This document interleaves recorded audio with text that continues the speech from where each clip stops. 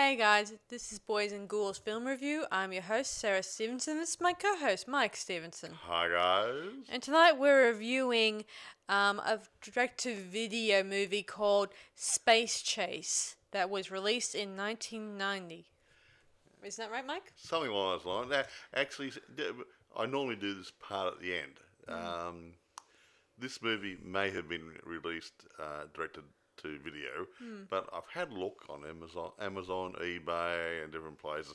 I cannot find a copy of it. However, you can you can see it on YouTube, and if you really get desperate, you can download a copy off YouTube.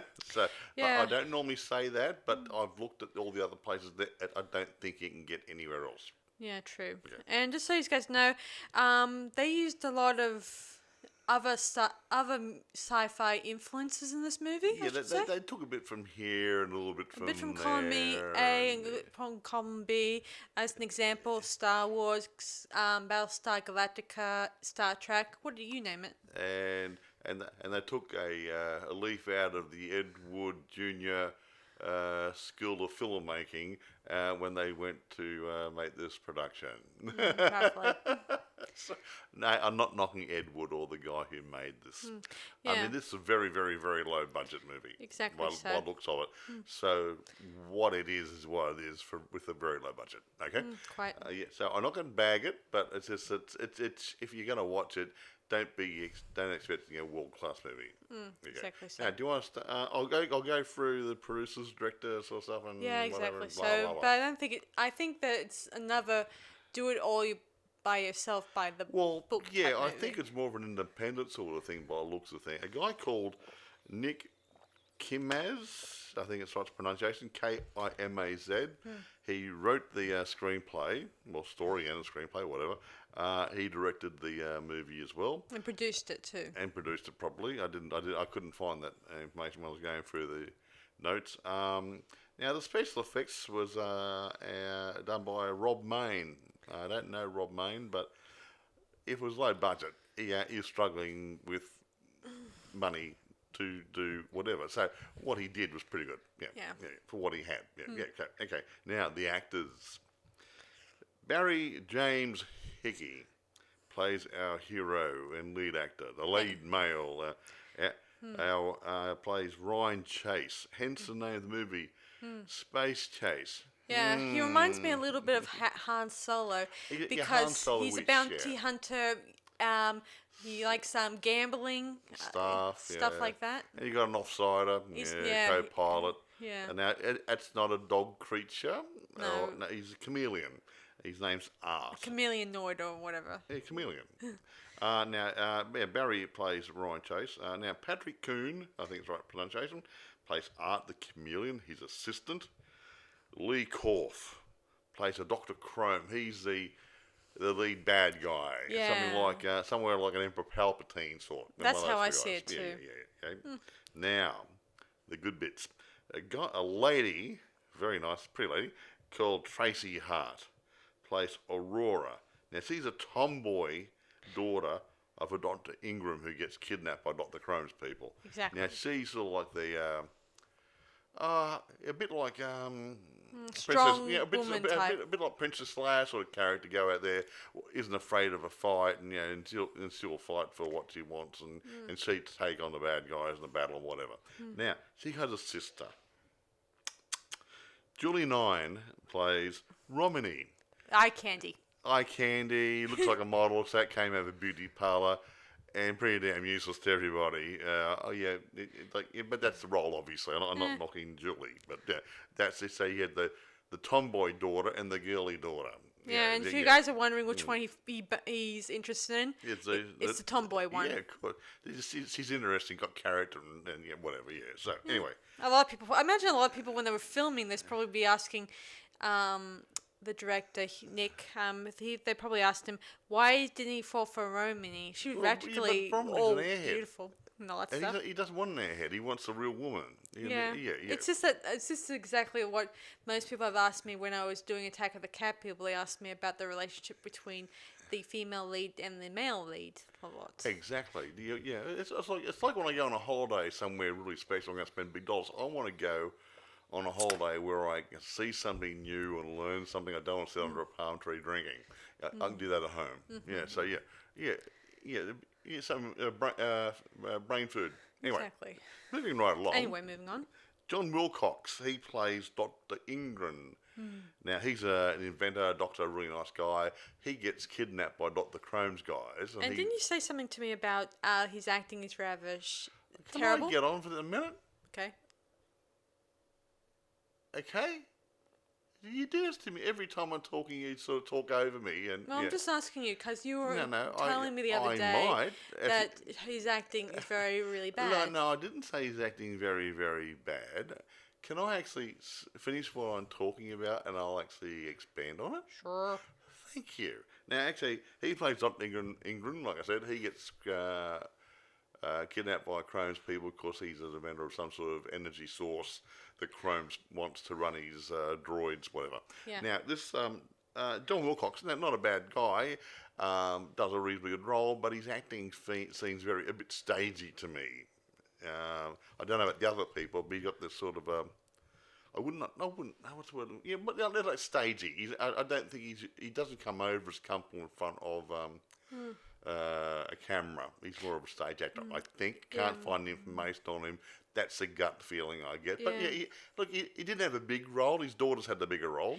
Yeah, and I do think that this is another one of those movies where they get the actors from theatres, productions, and get them to do this sort of thing. Well, if it's a cheap movie, you're not going to attract big actors, so you get anybody you can get. So anyway, moving right along to it's not the last of the people, but the last I'm going to talk about. A lady called Ruthie Noma, I think is the right pronunciation of her name. She plays, or it does the voice of Gloria, which is a robot on the robot computer. Computer voice on the spaceship that Ryan Chase is flying. Now, she's really cool. She's funny. I love her voice. She's pretty cool. And she's really sarcastic sometimes and witty and cynical. She's really good. Yeah. Now, I'm not going to talk about all the other people, but this does raise a thing. And when I first watched this movie, the opening credits, even though it went on for a couple of minutes, seemed to drag on because I think it had every actor, even the tea lady, was in the opening credits. And it's good enough to have them at the end, all the people who made it happen. But you'd think you'd contain the opening credits to the main half a dozen actors. Yeah, too. He had something like 20, 25, 30 actors in the opening credits. And Fred Smith, I don't even know who Fred Smith was, Yes. So, sometimes less is more. Anyway, irrespective, I won't go on, but like I said, it's available on YouTube, in case I forget later on. But that's about all I can say about this, apart from the fact that it's an interesting watch. So Sarah's going to tell you the story now. Once upon a time there was... Another thing I should mention that this is not the first film project that Nick has done, the director. His second film was called Rage of Vengeance. That was released in 1988. A year or so before. Okay. Okay. So it was a year then. Okay, now, do you want to tell the story to the good folk listening? Yes. Okay. So it starts off with the evil Dr. Chrome wants to get special formula to make sure his robots live longer life, because every time they need to get re-energized, like toy robots, you need to recharge their batteries, or that can take an hour or two or something. Yeah. So So you would think you'd stage their charging. Yeah, and once he gets them properly recharged, he hopes to rule the world with them. The galaxy, or Rule the universe, galaxy or whatever. and all that stuff. Like Palpatine. Yes. Yay, I'm Yay. in charge. Yay. Meanwhile, let me see, Ryan Chase and his colleague are just taking back a prisoner. They're bounty hunters, just so you know. Like Good a lot, job you got it. yeah, and they gamble a bit of money here and there, as I said before, and of course Ryan's not a really good gambler. He keeps loses a losing. lot. He loses more money than he gains, if you get my meaning. Yep. Exactly right. Yes. Anyway, they end up taking their bounty to a special, I guess, prison or police station or Probably- whatever they probably, used yeah, back then. some sort of official A modern police establishment. Yeah. station. Anyway, but the prisoner escapes, and You had to shoot him. yes. Oh, it's shame. Meanwhile, the bad guys who are planning on abducting. What's his name? Dr. Crome, is it right? Dr. Chrome's a mean guy. Okay, the Dr. Chrome, the mean guy, he's going to go ahead and abduct Dr. Ingram. Ingrid and his daughters in order to get the secret to make his robots live Yeah, you longer. can't go on a Radio Shack and just buy batteries for them, okay, folks? Yeah, so he orders his men to go ahead and do this, and he allows his second in command, Dr. Yosef, I think his name was. Is he a doctor or just a captain or something? Captain, I think. A captain, yeah. And to look after and take control of the ship while he's busy. Yeah, And- like Grand Moff Tarkin out of Star Wars. Yeah, Hey, exactly. that's a good analogy, isn't it? Yeah, another analogy is that he told him to protect the ship as if it was his own son, and he says, and his son's right there, just so you know, and the bad guy says, his life will depend upon it if you don't do your job correctly. Meaning, I think that dear old Yosef is like a cross between Darth Vader and, what's his name you mentioned? Grand Moff Tarkin. Yeah, so he's a cross between both of those. He has a love for his son, and he doesn't want him to get hurt. Yeah, so he's in charge of the spaceship. Yeah. Yeah. Meanwhile, back in the police station, Ryan Chase is talking with Yosef's wife and the kid's mum about trying to find her husband and her kid. That's right, yeah, that was the lady, yeah. And unfortunately, he turns it down flat. He doesn't really want to. He doesn't really get involved with this Chrome guy. It's sort of like a one person taking on Darth Vader and the Emperor. Yeah. One person can make a difference, but not in that case. Yeah. Anyway, meanwhile, He who lives and he who fights and runs away lives to fight another day. You know. yes. Meanwhile, the robots finally got Dr. Ingrid. And they were about to take the daughters, but luckily enough, the two daughters were able to get away.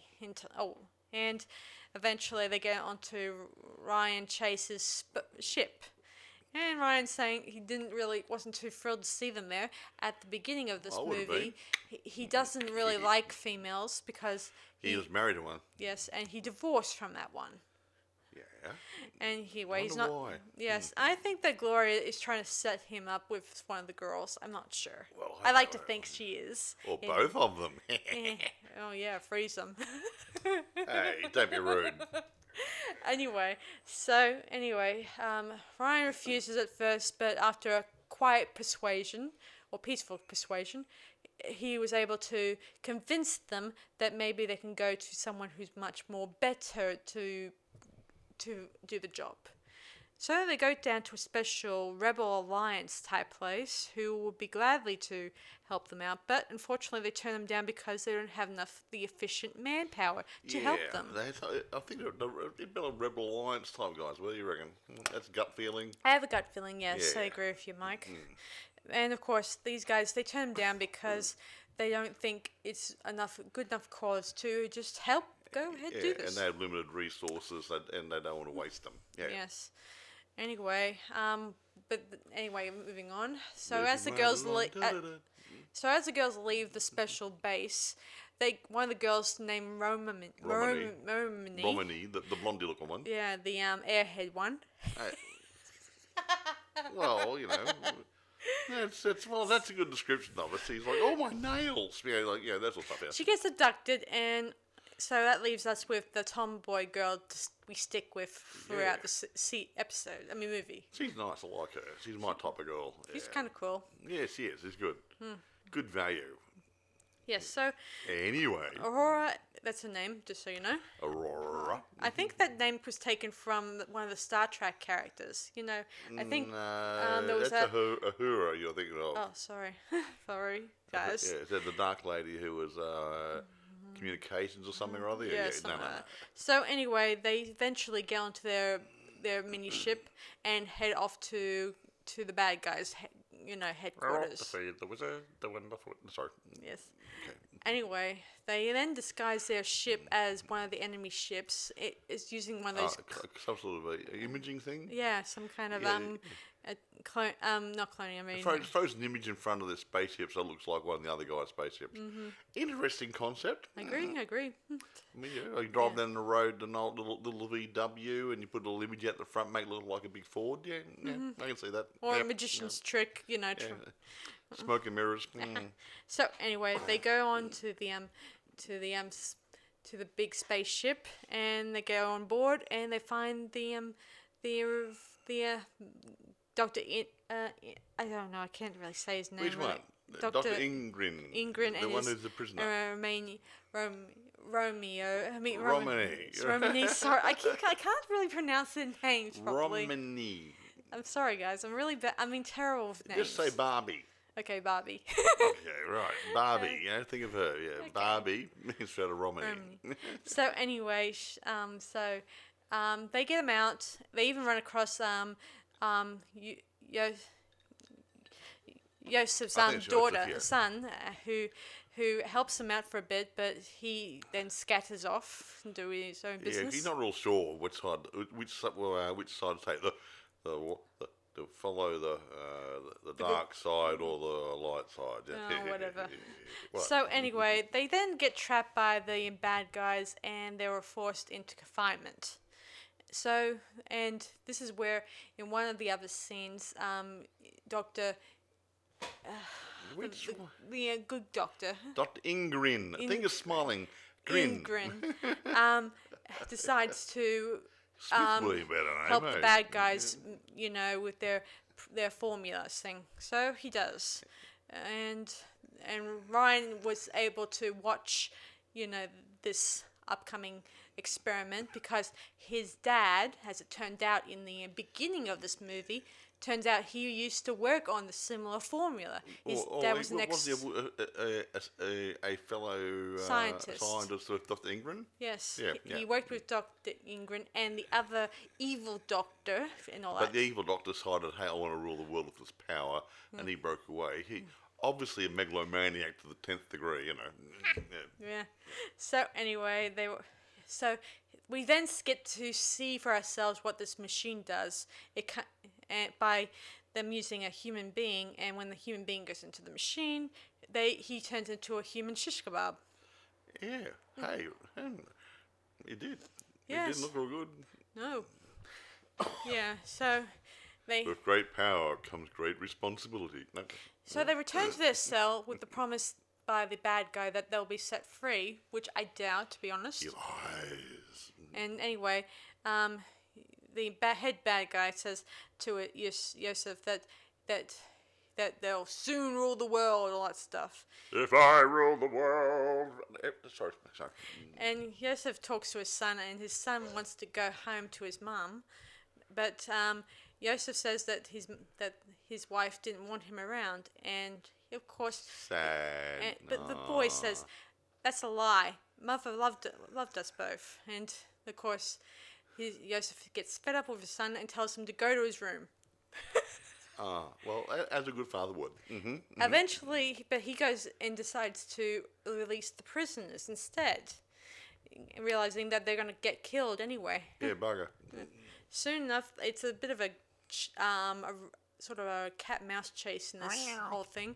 They eventually get to the they do a run around the whole place. Run. Just so you guys know, this place is sort of most of the sets that were used in this were taken from Battlestar Galactica sets. What's that style? Yeah. The style, anyway. So anyway, they eventually get chased down by the bad guys, but eventually they get onto their ship, and they drive away, and along with fighting a few more bad Drive guys. away? Oh well, they ride away. Has he got wheels?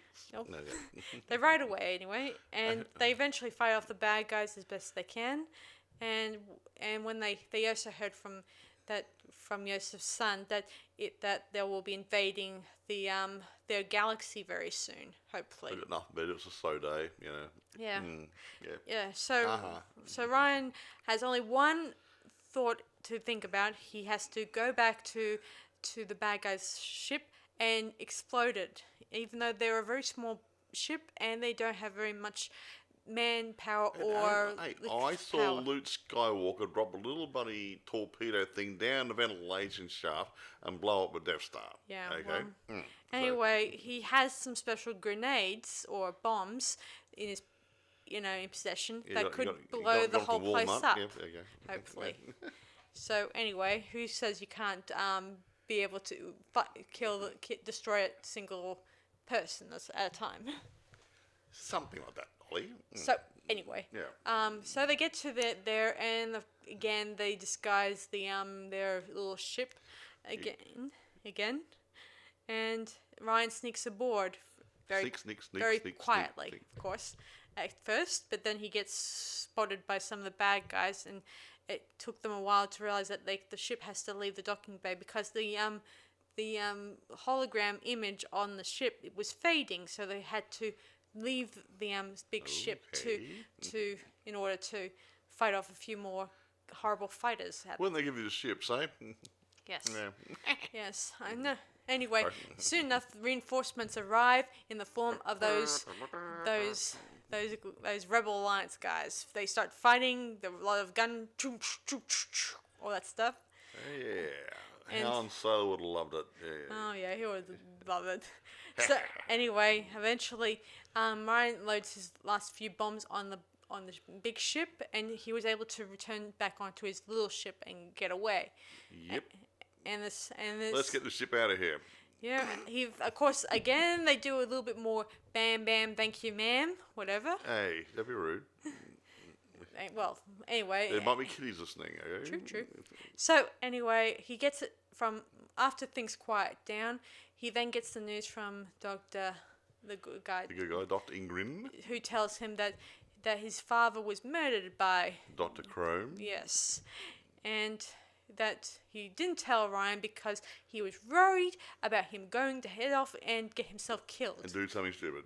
But Ryan Make a story. Now that the bomb is going to be set to detonate in a couple of minutes, he wants to go back to the big ship so he can know 100% that the bad guy's going to be dead. Yeah. But so he goes back. Vengeance be mine, saith the Lord. Yeah. No. As I said before, it's a weird story. So anyway. It's not a weird story. So he heads back to the ship. The whole place is a total wreck. All the robots. Total wreck? Yeah. Or total wreck? No, total wreck. And all the robots, I think, are killed. I think some of them. Yeah. And eventually Ryan does find him, and actually, vice versa, the other way around. The bad guy finds him in his office, and he says, wasn't sitting on the toilet, was he? No. No, okay, just checking. On the throne. He was on the throne, same thing. Anyway, Ryan just says, "You forgot to tell me. You killed my father." My name is Dean de Montoya. You killed my father. Prepare to die. Very likely. Mandy Patinkin out of Princess Bride, wasn't it? Yeah.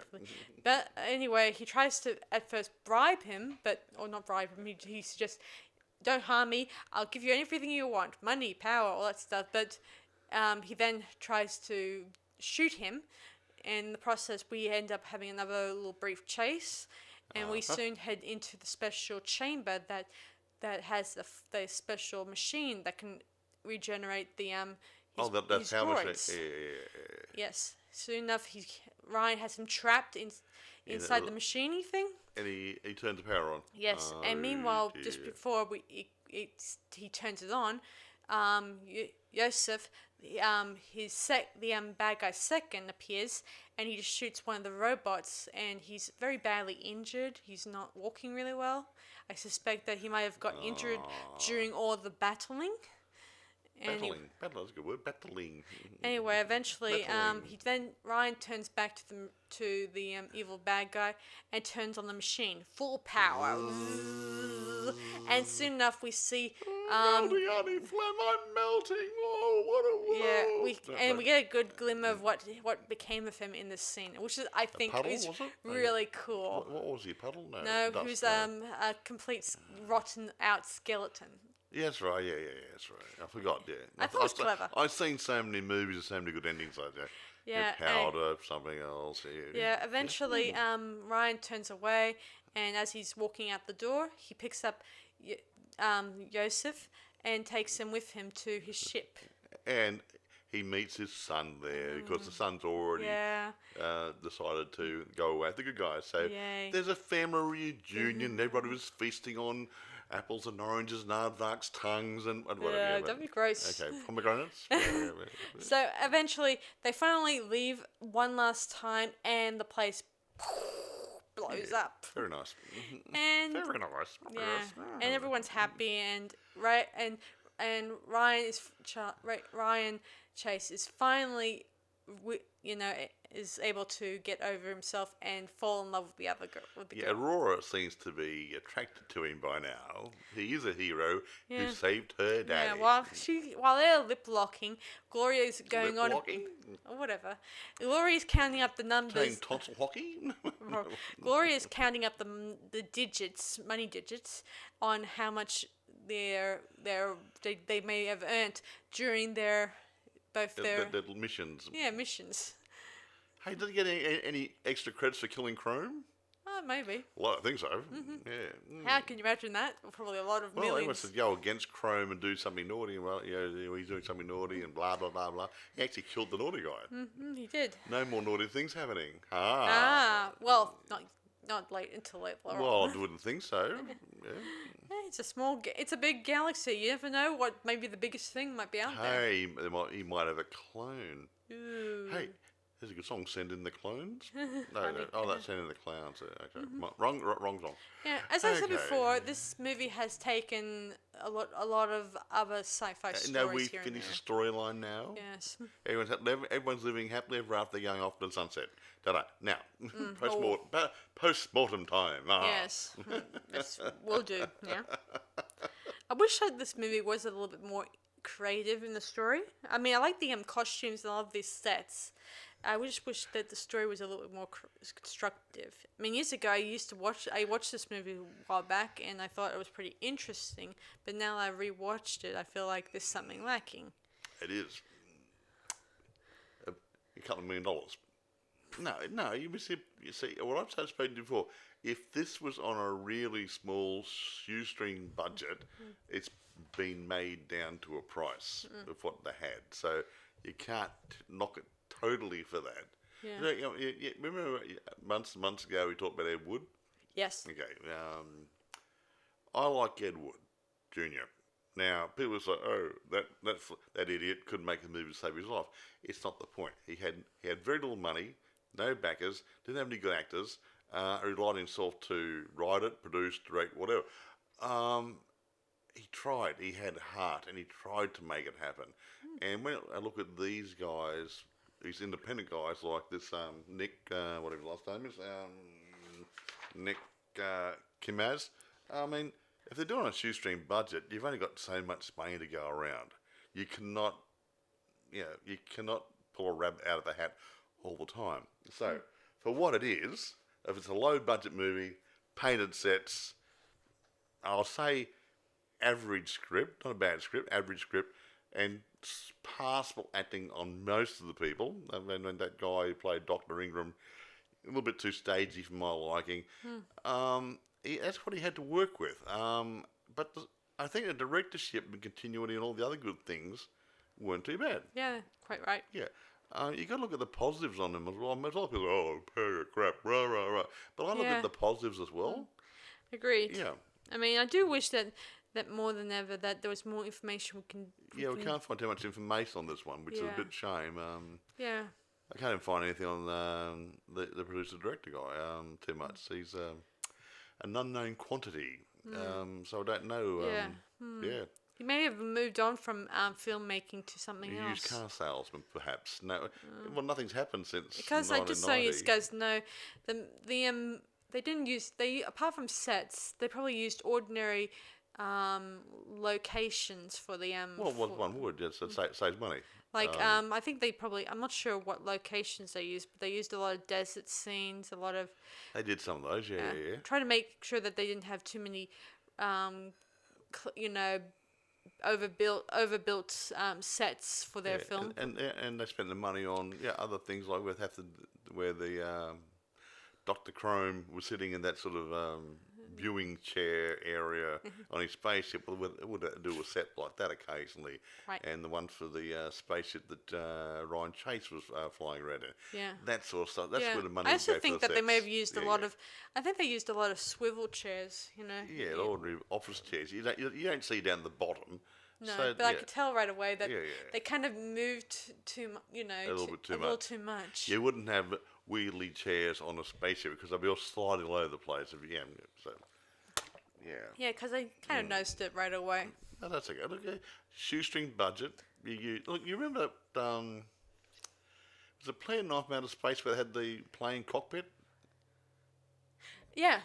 Well, they just had two ordinary wooden chairs for the pilots. Oh, remember in Yeah. Johnny Depp's Johnny Yeah, Depp's movie version of Ed Wood, Yeah. where the lead actor asked the Ed Wood character, where's the cockpit scene? You're standing in it, and they built it around it. They put a shell over there, a bit of a wooden cutout, put a curtain across there, two wooden chairs, and gave him hold something which looked like a bit like a steering wheel type thing. Yeah. But that might be real. He's looking a bit, but no one would care because no one's been in the cockpit of an airplane. Yeah, I mean, So, if you look at any cockpits back in the day, you find that they're just just a bit of a backdrop, Yeah. and you just see a bit of the steering wheels and just the chairs. Yeah, and a panel behind them or two, or maybe a curtain, or Yeah, or twiddly knobs, anywhere. But you look at I was going to say is Joshua Kennedy. Now he does independent movies. Yes, he has. He does things pretty on the cheap, and they're reasonably good quality. I think I agree with you there. But he'll use whatever he's got. Didn't he use a hallway and some ordinary chairs to pretend to be an aeroplane? Yeah, he did his yeah. own version of Yeah. Airport. Yeah, It was pretty cool. I mean, you got to be creative in this business. Now, and the creativity can be limited by your budget.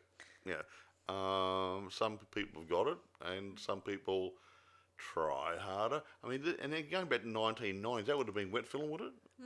It wouldn't have been digital. That's a lot more expensive to do.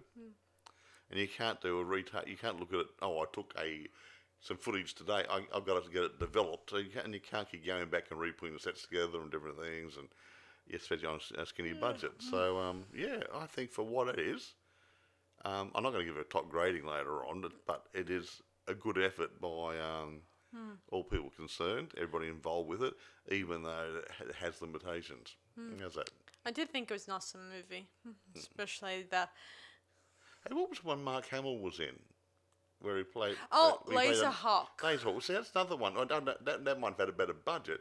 And that had a good story on it. That wasn't a great movie, but it wasn't too bad. Yeah, I think that the only reason it was good was because Mark Hamill was in it. Mark Hamill was in it, and that he was given top billing in this. Mark Hamill, blah, blah, and his other people. Even though he only made he's more of a co-character in He's this. a guy's a nutcase in the asylum, and these people spring him out there. And he gets killed off, say 20 or 10 minutes later. Yeah. Which, it's I love, okay. like, if you were looking at the Psycho movie and think Marion Crane will live, throughout the film, but actually gets killed off during the shower scene. Yeah, first 20 minutes, wasn't it? So, yeah. And so, the leading lady gets killed off the first 20 minutes. Now, that's great innovation. Yeah. Great. But anyway, just getting back, we're digressing a bit now, but... Yeah, true. But you got, getting on this guy here, your Ed Wood, your Joshua Kennedy, independent guys are only limited generally by the budgets, and I think this guy's movie, the Space Race, was limited by its budget. which is a shame because it could have been a lot better than what it ended up being. It was such a shame. Yep. There you go then. Yeah, do you want to rate this now? Yeah, look, I'll rate it. I mean, I haven't got too much to say. I can't find out too much about production and post-production and stuff and where it was done and where it wasn't done. So, look, I'm going to go here. Look, I'm not going to be nasty and horrible. Me neither. I made a pledge not to be nasty about any films. But I evaluate again holistically. I think the directorship wasn't too bad. The sets, look, someone made a comment online somewhere, I was looking at read somewhere, oh, I've got painted scenes. Haven't they heard of matte painting? A lot of movies, even today, have matte painting or the equivalent thereof. You know, green screen. Remember that one? Yeah. There's little other things. But so, yeah, the quality of the background scenes might not be as good as some other movies. But they made a good product with what they had. So I'm going to have to say, 7.5. Yeah. I'm going to give it about 7.5 to 2 out of 10. Yeah, and that's no disrespect on the people who made the movie, because I mean it is a cheaply made movie, but not cheap from their perspective. It's just cheap in the budget. Yeah, Right. yeah. So yeah, they did the best what they had, and then and I wish there was, I've said before in other podcasts that there should be more assistance given to independents trying to get in the industry, because they're gonna be the new guys one day. Yeah, Coming in and making the good movies. Yeah, if you're gonna get a new George or Stephen or Francis Ford Coppola Mel or somebody, or Mel Brooks, you're gonna need to open your doors and try to assist these people. Yeah, whether it's a movie or a TV series, they've got to bring some new blood in, and they're not doing it. And the ones who are trying, doing it like this at skinny budgets. You know, and Yeah, I don't want to it's see. very frustrating. Yeah, I don't want to see these movies that, being turned away. Yeah, no. They could turn out to be the next big thing, for all I know. When you look at some of the movies we've done, Independence, Chastity Bites, that was independent. Yeah, it that was was. a damn fine movie. What's another one? That would be let me see. I think Sleepaway Camp was an independent. Yeah. And they're not bad movies, you know. And actually, Chastity Bites would have made it to me to theatre status. Yeah, it would have. Yeah, it would have held its own. I don't know if it did. I might have gone straight to DVD. I'm not really sure. But yeah, there's these new standalone guys are making some fine product. And if they get some good backing behind them through what is it, Indiegogo and other things or whatever, Yeah, if only. and those sort of places, someone has to help give them a hand. Yeah, if you Someone's want. got to have some faith. Someone's got to take a quantum leap sometimes to go in there and help a newbie. And I mean, I look at some of these new movies coming out, or recent movies, not new, the past few years, that some of the big studios have made, and supposedly putting all this money into a big extravaganza, and it's dropped dead at the box office. Because they haven't got it right. Yeah. Are they running out of ideas? Perhaps. Or maybe or just maybe the producers are taking more control of the directors. Whatever, but something's going Because the severely directors, wrong. the producers, they're the ones who hold the money. They are the ones who just look after the financial Well, stuff. they tell the director what they want, and yeah. the director tries to make it happen. And if they stick their nose in too many times and too many changes, then it can affect the storyline and the continuity and the people's acting skills. If they're getting frustrated, it'll show in the acting. So yeah, whatever. Anyway, that's the bit. I'm going to talk about more about that crap. I get tired of hearing about it myself. Yeah, but it goes around in circles, guys. But yeah, one of these days they're gonna. I mean, next year, one day they're gonna have to look into their these arrangements and find out. You're gonna need to if you need to change the way things are working in production, producing the movies. You're gonna have to. Everybody wants money nowadays. I mean, you can't make a movie seriously. I mean, back in the olden days, get a camera, run around, people run around stage, whatever. It was different. I mean, different time. People, our audiences now are more mature. They want something better, and you can't just keep dashing out the same stuff all the time because things change year to year, decade to decades, whatever. So now they want bigger and better, or at least better storylines, better directorships, whatever. And you still need money behind them to make them good. Because you need sets, you need, if you go on location, you need decent money for the location shoots. You need money behind you, and if you haven't got it, you can't do as good as you like.